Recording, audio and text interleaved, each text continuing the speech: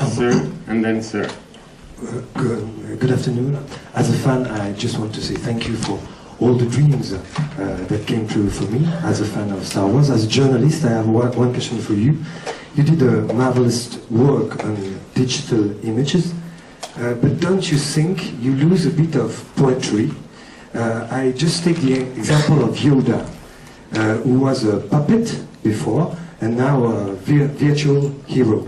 Is it a lack of poetry for you?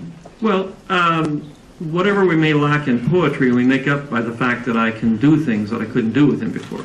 I could never have him have a sword fight; just wasn't possible. I couldn't have him walk around, or I had to always design the scenes around him because he was stuck in one place.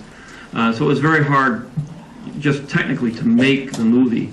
And you know, the thing about digital is that all art is technological. People forget that. The example I like to use is that when painting went from fresco to oil paints, is kind of what going from the photochemical process to digital is. And you know, fresco was a very, very demanding medium, and you had to have a lot of people there mixing colors and making sure that they were really expert in having the color dry the right way. When you painted it, you had to paint it in a very short amount of time. You couldn't change your mind. You know, you had to chip all the plaster away if you did. And so it was very exacting.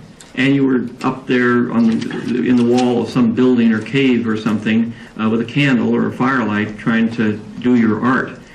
When you invented oils, you could go out into the sunlight. You could change the color, you could change your mind and paint over what it is you were doing. And it really completely changed the vision of the artist in terms of the fact that they were able to do so much more and be more flexible in the way they were thinking about things. And I don't, you know, I certainly couldn't possibly compare Michelangelo to Rembrandt. And I don't think one is better than the other, or, you know, they're working in two completely different mediums. They're both completely amazing artists. And that's the same thing. I mean, I love film. I came up through film.